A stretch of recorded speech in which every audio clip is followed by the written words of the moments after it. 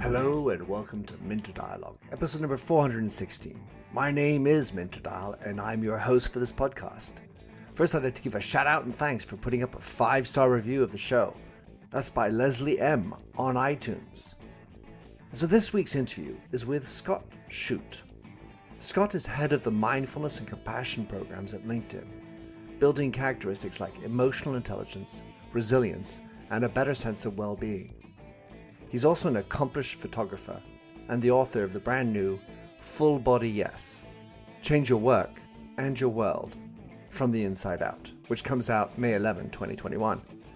In this conversation with Scott, we discussed what it means to be inside out, his journey toward becoming head of mindfulness and compassion at LinkedIn, a simple technique to discover your purpose, the power of Ikigai, his experience in writing his book, and some of the great key messages within. You'll find all the show notes on minterdial.com. Please do consider to drop in your rating and review, and don't forget to subscribe to catch all the future episodes. Now for the show. Scott Shute. Wow, great to have you on the show. You are an author who are about to release on the 11th of May a book where you worked with a team that I loved working with, Page 2. And your book is called Full Body Yes. You have this whacked out crazy job title, Head of Mindfulness and Compassion. You can't make that one up. And you do that at LinkedIn. You're also a fantastic photographer, and I can't vouch for your music, but by the telling of the guitar in the background and a few of your stories, you're also a musician. In your own words, Scott, how would you like to describe yourself? Wow. Well, first of all, thank you for having me. I don't know, Renaissance man, kid from Kansas. I someone who follows their heart. I just want to express myself, and all of these things are different facets of that expression. That's beautiful. Yeah, you can see. I mean, the quality of your photography is scintillating, and within that sort of notion of bringing to life nature, bringing to life music, making it vibrate. That's sort of what I get from you, just from the little that I know of you. Yeah, that's right.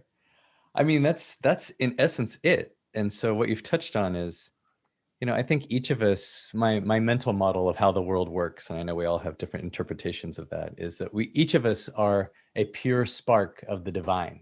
You might call it soul, a drop in the ocean of the divine, however your mental model is. And we wear a physical body and a mental body and an emotional body to get around in this world. But wow, when we can let that light shine through, that's when the magic happens. And so that's what I want to be. I want, when you see my photography or read my book or listen to my music or even hear us talking today, what I want is for that pure soul to shine through and be less encumbered by all these other bodies that we wear around. So in listening to you and your voice and the things you've done as well, it's sort of hard to imagine. Well, for some people, it could almost be, whoa, I could never be like that. Because it sounds perfect, but your story, your story is far from perfect. Exactly. So wow, so life can be really challenging, and it's certainly had its challenges for me. One of the things I love to quote Rumi, because I think he's so eloquent, a Persian master from the 13th or 14th century, and he says, I'll paraphrase, but if you don't like the rub, how will you ever become polished? And so I take great solace in this fact that, when we go through challenges, it's for us. Like I firmly believe that life doesn't happen to us. It happens for us, so we're growing in our capability. And eventually then life can happen through us when we gain enough kind of partnership with the world. I love it. It makes me think, maybe is that how the expression, here's the rub? I don't know where that comes from. I don't know if they're related, but yeah, it could be. Well, I'm also thinking of the genie coming out of the bottle now. So you've got my imagination whirring. It's so important, this notion of the challenges, because they're all different because everybody's version of them and experience of them is different. So then it becomes hard to compare. Mm. And then the other challenges, or the maybe the narrative I keep on coming across is it's people who are confronted with life-changing experiences that actually then turn the switch on to lightness, love, and the betterment of the world, me and the world. I feel like it seems like that is the passage almost you have to go through in order to be enlightened. Mm. What do you think about that? Yeah, there's a couple things there. I mean, first you're talking about comparison. And I recently was listening to, I'm going to forget her name, but she's one of the last living survivors that was in one of the concentration camps, in Nazi concentration camps during World War II. And now she's a therapist, and you may know who I'm talking about. I've forgotten her name. And she was recounting how she was helping one of her clients, and the client was feeling a little bit embarrassed, right? Because the client was talking about her own personal problems. And then she realized who she was talking to, right? This woman who had suffered at the hands of the Nazis as a 16-year-old and had had her teenage years taken away. Hmm.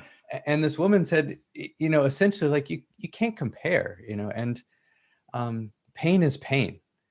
People go through things, and my pain's no different than your pain. And so that's one, is to realize that everybody goes through stuff, and we suffer in our own ways, regardless of how the severity looks on the outside.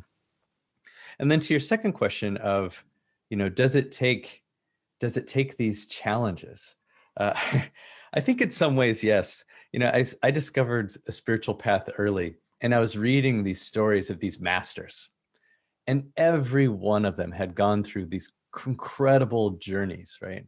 Had their families killed, or had, et cetera, et cetera, et cetera. They'd gone through these incredible journeys. And I was thinking, wow, like, I was having this conversation with the universe because I was a little bit afraid. Like, really? Is this the only way it happens? Like, can I learn through joy? Can I learn through humor? Can I learn through...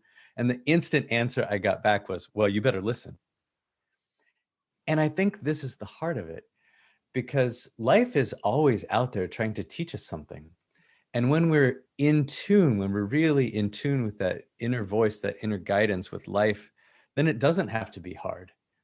But so often we're not. So often we're distracted with our own mess, that finally life, to get our attention, has to not just tap on the door or kick on the door or pound on the door. It blows the door open and rearranges our furniture inside, maybe even takes down the whole house. Hmm. And then we wonder, like, what?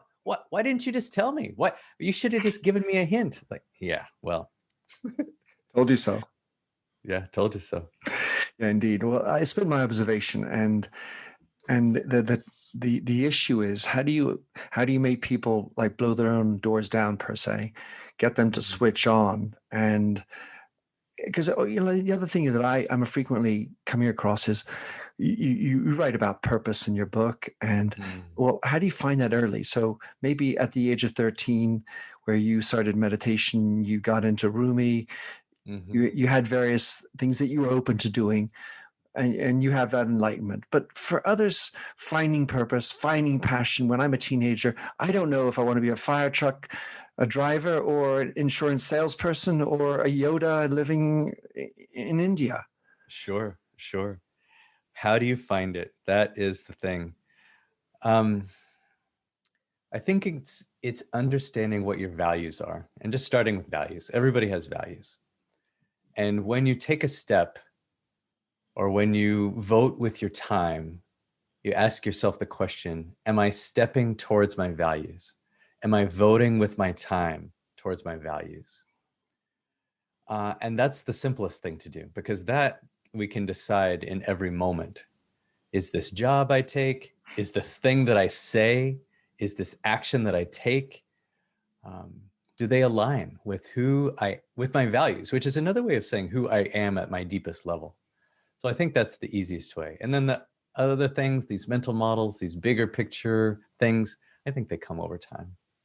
Well, what I like about what you just said is that, I mean, to get to know oneself is quite a journey, and certainly hard for pretty much everybody. But you make it very simple. I feel if you just you still spend the time, make the effort, but just figure out what are your values. And I generally say that there are 75 values out there, and they're all bloody useful and wonderful. And it's easy to sort of say, yep, oh, yep, oh, you like that one too. Oh, God, copy that. Yeah. And it's sort of like life, actually, in that, not that the world is everybody's oyster, but there are many choices out there, but you only have 24 hours in a day. And the stricture to move from the, oh yeah, I like everything, I like 75, and move down to those core values. But do that's the work that you need to do, because that's the work. It can't be just like what my father liked. It's got to be what I liked. And I think I think it's exactly right. And I think one of the ways we can find those values, like if somebody hasn't done the work, where I would start is, tell me about your peak experiences and the valley experiences, right? So you create a timeline of your life, right, on paper, from 0 to however old you are. And you draw a line right in the middle, bisect it, left to right. And then put your top 3 or 5 experiences on top and your bottom 3 or 5 experiences on bottom. And then you kind of marinate in those. And then I would ask the question, like, why? What was it about those that made them so great? Or what was it about them that made it so terrible? And at the root of that why is usually your values. That's a great exercise. I like it. Well, problem is you use the word peak. And so now I'm thinking drugs. I noticed you didn't write about microdosing. I was wondering what you might think about that. I'm quite a big believer in the power of psychedelics to open blow doors down, to use the allegory we were using before, to awaken, to bring in consciousness, certainly in a guided way. Yeah.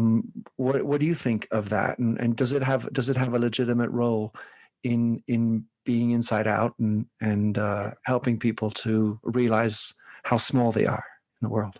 I'm going to say that, I have a value. So I'll come at it from 2 points. One is, it seems to be valuable for lots of people, and we seem to be learning more about it all the time that make it a useful experience and a super valuable experience for some people. So that's what I would say. And I would say that I am not personally an expert in it. The other thing is, one of my values is to not take anything like that that's artificial. And so I say that in a non-judgmental way. I don't care if other people do it, but for me, I'm trying to do it in a natural way. So peyotes and mushrooms that grow under trees. Yeah, They feel superficial or artificial. I don't want. So it goes to my value, and it's kind of hard for me to explain. But I don't want to do those things. But I honor the people that try those and experiment with those and are kind of pushing the boundaries of our knowledge as humans about what happens. But I'm trying to do it without those things. Like that. Got it. Well, I mean, there are so many different ways to expose yourself and open yourself up. I think, like even music or a photograph, or telling a story. It's a way to open up other people's stories and the different gateways, I guess. Exactly. So your book, Full Body, Yes. I'm wondering, it's coming out in May. You chose to publish with Page 2.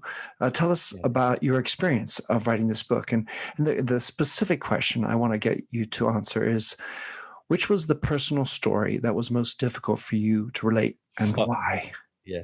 Yes.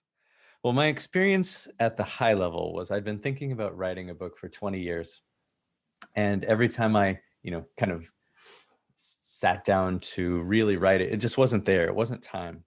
And I was on my way home with one of my friends. We were doing a speaking event, and my friend was driving, and he gets this funny look, and he looks over at me and he says, "The universe has told me to tell you that it's time to write your book." And I kind of checked internally. I'm like, yeah, I guess it is. And the timing just worked out beautifully. But by the time that I had found an editor and sorted out an outline, and it was time to actually write, it was exactly the time of quarantine. And so I essentially traded my 45-minute commute, in the morning for writing time.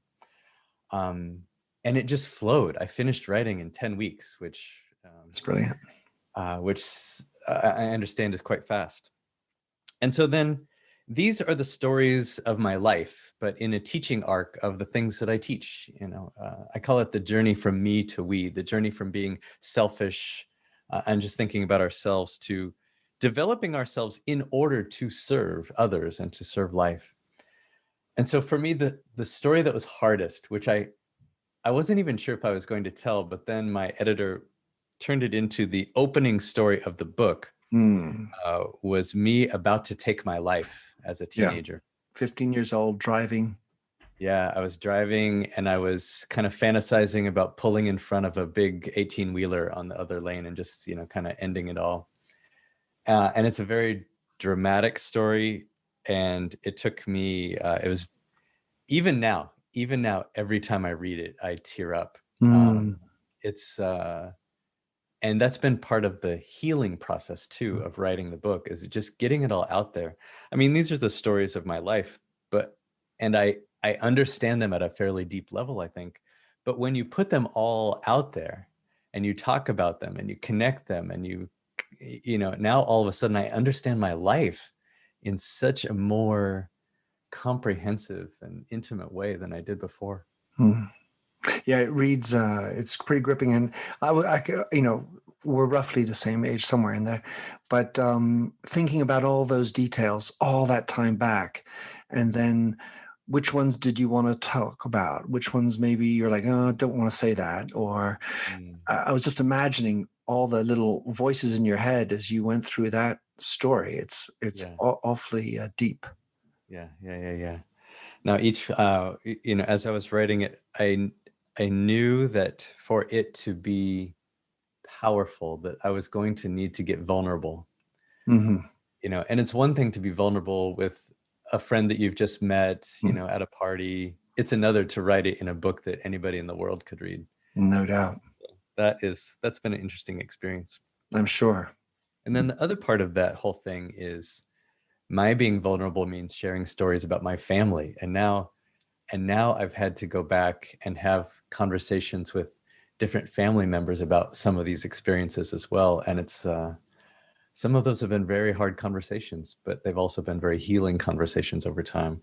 So it's super transformative. Yeah, for me personally. Yeah, I can just relate to that, because the first book I wrote with Page 2 was a biography about my family. So there were many family conversations in there, and some were certainly harder. So I can very much relate to that. Well, I mean, there's so many great parts to your book. The thing I really latched onto was Inside Out, because actually that's also in my latest book. I talk about Inside Out, but in a different way. I talk about Inside Out from a corporate standpoint, that whatever you're wanting to do for your customers through your distributors, you need to be first thinking for your employees. Yes. So if you want to be empathic towards your customers or compassionate, fine, but start by walking that talk within. So Inside Out, that's my version of it. What about what's your version of Inside Out? Yeah, I talk about changing work from the inside out as my personal mission. And I mean it as kind of a, triple entendre at the very least. And so partly it's me, literally me, and each one of us changing our own consciousness, because how we view work is really through our own lens. And so as we live a more optimistic life versus pessimistic, as we take more ownership versus being a victim, we're going to change the world, even if it's just the people we touch around us. So that's one, is the me level. The second I meant because of who I have been. So I was a VP of Global Customer Operations. I led a giant team. And because I'm taking this role as head of mindfulness, I can change the company from the inside out because of who I have been. And then the third piece is because of who LinkedIn is in the world and our connectivity to the rest of the industry, I think we have a chance to change how business is done. Because as we change and as we influence, and through things like LinkedIn Learning and just the way the platform works, and the best practices through employee surveys through our company called Glint, I think we can have a chance to change consciousness from LinkedIn. So those are at least 3 ways. But generally, it means if you want to change the world, first change yourself. Yeah, if I go back to Rumi again, because he says it better than everybody. He says, yesterday I was clever and I tried to change the world. But today I am wise and I'm working on myself. Yeah, I loved his quotes. I was reading them, and each of your chapters starts with a Rumi quote. So because I skipped the where how you got into him, so I had to find that piece again to understand about this poet. And yeah, he seems very full. So the thing that I spend a lot of time doing is looking at marrying who you are. Let's say once you know who you are, with the enterprise for whom you're working with whom you're working. And so generically, and then maybe more personally, how does one make that fit work? Because I mean, there are not a million people that have the head of mindfulness and compassion at work. All right. So, and actually there's only usually one CEO, there's usually one VP of finance or whatever. And how do you end up marrying that version of you into with the values, that version of a company? And talk us through that. Yeah, I think, just like we were talking about values at the beginning, I think that's where it starts. So, the advice I give people starting out, or generally anytime, is you're trying to find this intersection. Well, in the Japanese world, there's a concept called ikigai, where you try to get at the intersection of these 4 circles. And the 4 circles are the thing I'm good at, the thing I like to do, the thing that someone will pay me for, and what the world needs. Right? So you imagine those 4 circles. So as an example, when I was 18, part of me wanted to move to New York and be a singer. Okay, well, that was the thing I was good at. The thing Dad didn't want you to do it.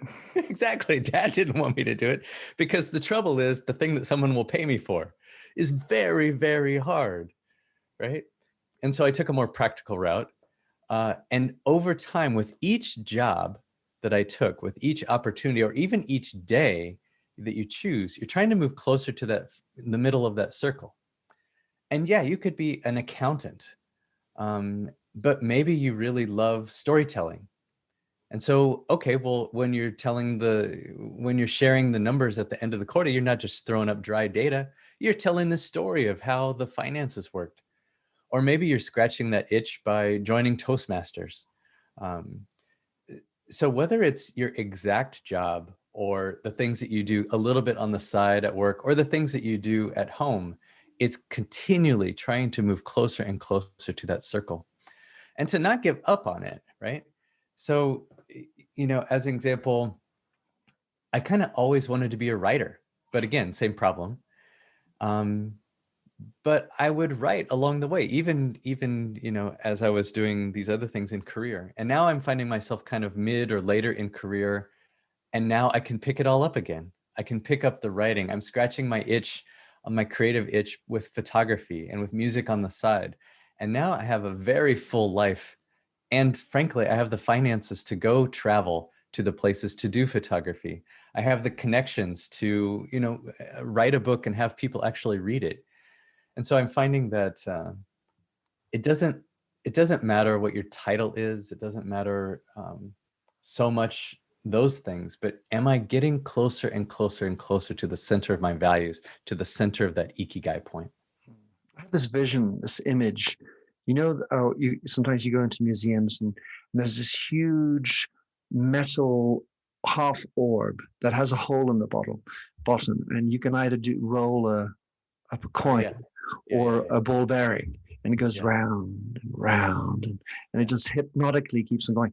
And of course, it doesn't really matter if it actually hits the middle, because anyway, it's our journey, right? But the hope is that we're moving with gravity down towards that, intersection. That's exactly right. And sometimes it feels like you're just circling around the very top and not making any progress. But eventually we all get to the center of the bowl at the bottom.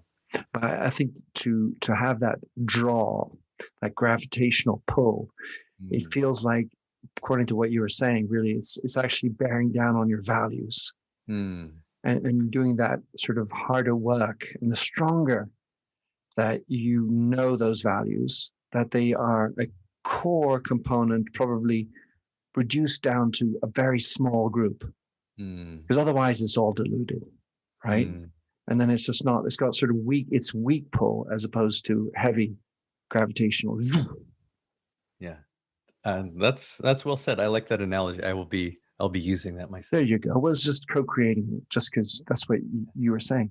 All right. So, head of mindfulness and compassion at Yeah. LinkedIn. You talk about how the founder CEO has made compassion an important part of the company. I'm wondering, just this division that Minter has is you're walking around in some monk robe as you walk around. Hardly. No. No, of course not. But tell us what happens. I mean, of course, we've gone through the pandemic, Sure. which has really changed things around. But what does a director of mindfulness and compassion do? Yeah. So it's a great question. I'll split it into two parts. So the first part is around mainstreaming mindfulness. And for me, this started, because I have a practice and have had since I was 13, I've been teaching since I was in college. From my place as when I was running operations, I noticed that LinkedIn was such an open place because our CEO is out in the world talking about his own practice. I thought maybe I can bring my own practice here, and I started by leading one meditation class. And to be honest, it was terrifying because I didn't know what people would think of me, right? Right, because these are your collaborators, these are colleagues. Yeah, exactly. And I was a leader at the company. So I had all this ego and fear stuff about, okay, what does this mean for me? What are people going to think of me? What will this do for my brand? All this nonsense. And I finally got out of my own way and led one session. And that first week, there was just one guy there. And I'm sure he was just as terrified as I was because I never saw him again. And the next week there were 3 and then 5. And it turned into a regular thing where I would, a special event would happen and I would lead a practice. And I became known as the meditation exec. Like people just knew that I did it. And it became part of my identity, which is what I wanted because that's who I am outside of work as well. And this was still from my operations role. And then for me, the tipping point was our CEO gave the commencement address at Wharton, where he's an alumni, and was talking about, hey, look, if you want to be successful in life, be compassionate. If you want to be successful at work, be compassionate. And I was thinking, okay, it's time for us to invest in this. I'd been volunteering, as the head of mindfulness programs. We didn't have one before that. I'd been volunteering for 4 years. And I thought, okay, well, it's time. Look, because if we're going to send 16,000 people back to their desk with this idea that compassion is the most important thing, what does that mean? And so I made a pitch to the CEO and to the head of HR and created this role. All right. So, and with their support, I've been doing it for the last 2.5 years. So 2 parts to the role. The first one is mainstreaming mindfulness. And the second part is operationalizing compassion. And so mainstreaming mindfulness is just about making meditation, or let's say mental exercise, just as normal and everyday as physical exercise. Right? Because physical exercise, like our grandparents didn't exercise. This is a new thing, right? This is only in the last 40 or 50 years that gyms and exercise and stationary equipment have become, part of our consciousness, as part of what we do. So in the same way we provide, daily meditation sessions, we provide apps that people can use, a speaker series, drop-in community classes, just making it as normal as physical exercise. That's part of my job. So that's interesting. And that's all about the development of self. But to me, I think where the juice is around compassion, because compassion is how we interact with each other. It's how we interact with our customers. And I would say this one we have as an industry further to go. But this is where the exciting stuff is. So let me give you an example. What does it mean to operationalize compassion? I think of it as this journey from me to we, right? When we move from self-centered to other-centered, including us, the whole-centered. So as an example, this happens at the individual level. That's easy to see. If somebody's having a bad day, put my arm around them, ask how they're doing. Simple. But at the company level, here's a couple ways it happens. Our head of sales will stand in front of 5,000 salespeople at sales kickoff and say, look, Our role in sales is to provide long-term value. So don't sell something our customers don't need at the end of the quarter just so you can hit your quota. Now, think about that. Like, that is not how I was taught when I was a 25-year-old salesperson. That is different, right? Or in product, when we're developing product, a product manager will come into our product executive team to talk about what their version of the product is going to do next. And if they start talking and they're like, oh, this new thing we're going to do, it's going to result in 13% more clicks, more engagement. And the first question is always, okay, well, how's the member experience? And if the answer is, well, did I mention it's 13%? And if the member experience is no good, like, the meeting just stops. And it turns into a lesson about, hey, our number one value is members first. So we're not just going to put this thing out there if it's a bad experience just so we can get a few more clicks. Like, that's not what we do. That's not who we are. Our job is to provide long-term value.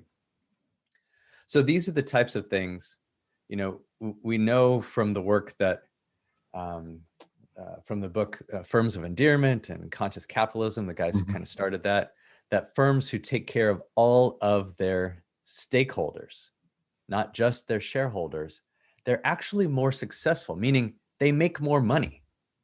So eventually this will be the way that we do business, not just some like Silicon Valley thing. Like, this is how you win. Love it. Of course, and the Firms of Endearment is a great book. So what I'm thinking through is, how does this successfully get implemented in another company? Because in the end of the day, just hire Scott Shute, author of Full Body Yes, wears monk's clothing, and he knows how to do it. That's one way. The reality is, we can't make you clone you, despite previous lives you might have had. How does a company get to that point? Do they need to have a chief transformation officer, a chief maybe meditation? Well, here's the thing. So how does a company make change at all in any type of change they're going to make, right? It always starts with leadership, right? Because no matter what the masses want, if the C-suite doesn't want that and they're headed in a different direction, it will never happen. It will happen in pockets, but it will never be, And so just like we were talking about the individual, how does an individual develop in consciousness? Maybe these aren't the words we used, but how do we, get closer? It goes back to our values, right? So for a company, it works exactly the same thing. This is the inside out. We start with the C-suite, with the leadership team, and identifying our values. And if those values align with this thing that we're talking about, are we solving for the whole? Are we doing good in society? Are we really trying to provide a great environment for our employees? Are we really trying to provide value for our customers? And we have a good business model. And then we build every single policy, every single way of doing, every single reward mechanism to align with those things. Then it's exactly like the development of a person, right? If I want to be a good person, like these masters I was reading about, how do I do that? Well, the answer was listen. Right? Listen to your heart, listen to the values. And then every step, is it aligned with that listening? Is it aligned with those values? It's simple, but it's extraordinarily hard. It's incredibly hard. And I would say, suggest at least for many companies, it won't be possible. A, they may not have those values, certainly. And B, the top C-suite haven't bought in on it. So if you're trying to be a middle manager, trying to persuade the top, what the arguments have to tend to focus around performance, right? And how firms of endearment work, and why this will end up better well-being. I can get you 13%, to use a crass number, better retention of employees, less burnout. There's so many other benefits to this, but you would have thought that a CEO, every CEO has read something about this by now. Even Wired magazine or the Wall Street Journal that will carry these types of conversations and content, but they're not doing it yet. Yeah. Just like physical exercise. Everybody knows the benefits of physical exercise. But still, there's only a small percentage of us that get up at 5:30 in the morning to go for a run or to work out, or only eat broccoli instead of potato chips. Like, we all know the answer. We all know it, but it can be so hard, right? In the same way, let's take just being a manager. It's easier to be a command and control manager. Hey, I told you what to do. Just do what I said, right? It's easier to be a jerk. It takes more work to be compassionate, but when you're such a better manager. You'll get so much more out of your employees. In the same way, at the company level, it's sometimes easier to focus on yourself, right? How are we going to make money this quarter, especially in industries or business models that are struggling? It's really hard sometimes to be thinking about long-term value, but that is where the juice is. That is how you get more out of your employees, and it's how ultimately you win, is provide long-term value and a great place for your employees to work. So you use the word compassion, and so I've written a book about empathy, and I tend to focus my energies on empathy, which I consider to be a step before really the listening mode. Talk us through the choice of compassion. Why not love or empathy? Well, so they're all related. It's maybe more complicated. I like to keep things simple, but I think of compassion as empathy in action. And perhaps it's not exactly that, but it's close enough. And I think compassion is another word for love, and love is another word for the divine. And so compassion is, I think, the word that most closely represents the thing, and a word that we can use at work. That's it. I have a friend, well, actually another person who was on this show, Yetundi Hoffman, who wrote about the value of love in business. And she just went, whole hog for that value. And why that resonated with me was that when I was running Redken, we had an unofficial, because we certainly couldn't tell the top brass, but she was the unofficial director of love. Yeah. And her assignment was to spread love. I mean, and just that's it. That's it. Talk about, the messiness of some of these softer skills. How do you put an ROI on all this shit? It's like, oh, you're compassionate, woofty toofty, weirdo. Love, get out of here. We're here to perform. We have shareholders to please, damn it. Exactly. That's what we're trying to do. That's it. This other love. And all these words, well, I can't even remember what you just said, but all these words that we describe, something like my role, I think in 50 years, just like it was so strange 50 years ago if people were exercising, and now it's commonplace. In 50 more years, my hope is that we'll all be speaking the same language. So you went through a pandemic, we have, where probably a lot of people, you had 45 minutes extra every day to write a book. Other people could be thinking about things. To what extent has the pandemic been an opportunity for your story, for what you do, and what's going to happen after it? What's sticking? So for me personally, I mean, I've gone through the challenges everybody else has gone through, but I am grateful to have a job, where I can work remotely. I'm grateful to have a healthy family. So first of all, I realized I'm living in a privileged world. You were a black belt of gratitude. Yes, exactly. So in terms of how it has impacted the work I do, so as an example, from my job, every Thursday I would lead a meditation session at work. And it's on the 4th floor of this particular building on a campus that has 15 buildings. And maybe there'd be 3 to 12 people there, depending on who would walk from all the different buildings to get there. Well, that was then. Now we do daily sessions by Zoom, and I get people from all over the world.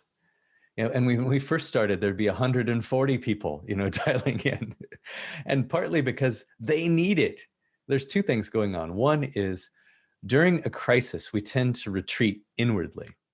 And I think that's been very healthy as a population, because with less distractions, we've, again, essentially been forced to reevaluate our values. And so I talk to someone now, what they're grateful for in life.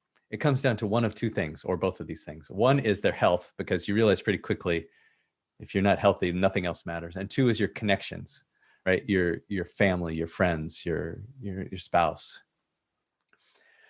And so they've gone inwardly. And so more people show up to the things that I'm doing. More people are interested in their own self-development.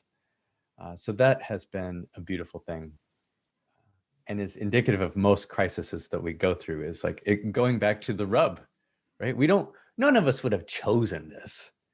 But when things are very difficult, we tend to experience the deepest amount of growth. Love it. So last question for you, Scott. And it's basically because we share a common interest with Japanese. You write a lot about the inner voice, the inner critic. Yeah. And my feeling sometimes with these types of conversations around compassion and doing good is that it can be a little bit unrealistic. There's a lot of shit out there. There are a lot of less good people, and they're talk about going to war. That's bad stuff, and bad Absolutely things happen. horrible. So you talk about this Japanese soldier. The one that I've come across is he spent 29 years after the Second World War before he surrendered in the Philippines. Yeah. And he didn't believe that the war was over. There was just, you're just trying to pull me on. And so I'd love for you to just talk us through how that Japanese soldier who just sticks around after the war is like the inner critic that you can or cannot keep. Well, many of us have, pardon me, we are programmed to focus on the negative, right? Our amygdalas are constantly scanning for danger, and they have an itchy trigger finger, right? They're always looking for what's bad because that has kept us alive. In the same way, our minds then tend toward the negative because that's how we evolved, right? It's much better for evolution to assume that things are bad and take a very, protective stance against them. And so the stories we tell ourselves then are negative as well on the whole. They shade towards the negative. So this inner critic is often telling us, oh, you can't do that. You're no good at that. You're going to fail, like telling us all the dangerous things. And that keeps our life very, very small. But when we shift our attention to optimism of what could be, look, we're not sugarcoating the bad things. We're not putting our head in the sand and ignoring them. But when we focus on what's good, when we focus on what could be in a positive way, then our lives become full of possibility. So the inner critic, in some cases, we want to recognize it. Like we want to honor it. We want to listen to it and say, okay, I hear you.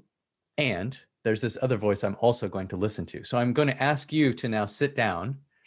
I don't need you anymore in this situation. Much like the Japanese soldier who was very valued, to his team, to his country.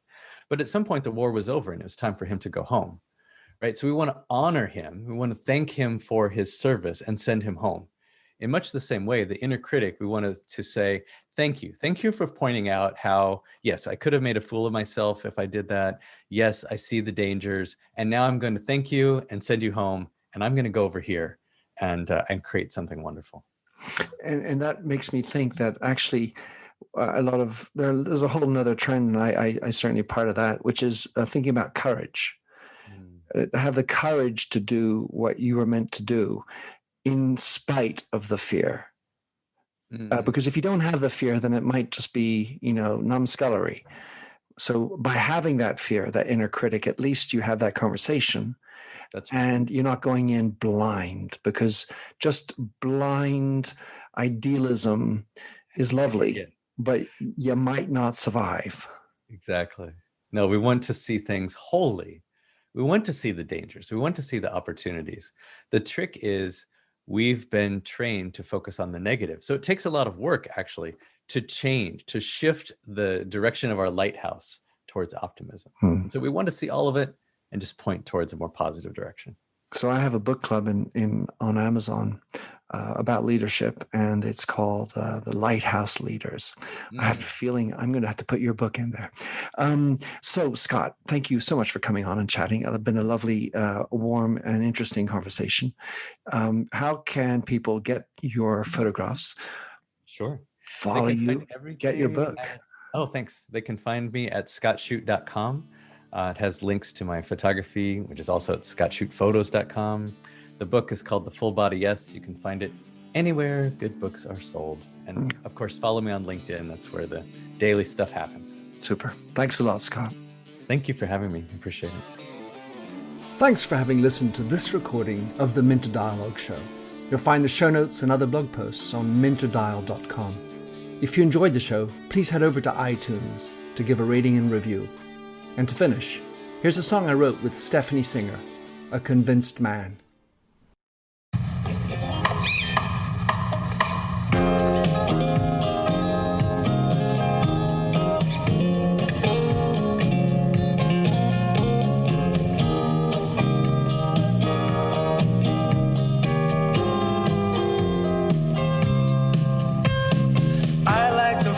A stranger tucked around me, precipitating the danger. To feel free, trust is the reason. Still, I won't toe the line. I sit here passively, hope for your respect, anticipating the thrill of your intellect. Maybe I tell myself there's no use in me lying. I'm a convinced man, building an urge. I'm a convinced man, to live and die submerged. A convinced man, in the arms of a woman.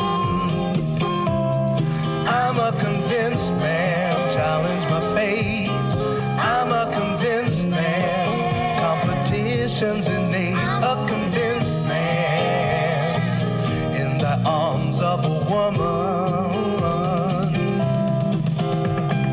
Despise revenges and struggle to see. Live for the challenge so life's not incomplete. What's wrong with challenge? I know soon we all die. I like the feel of a stranger tucked around me, precipitating the danger. To feel free, trust in my reason, and let me show you why. I'm a convinced man, practicing my lines. I'm a convinced man, here in these confines. A convinced man, in the arms of a woman. I'm a convinced man.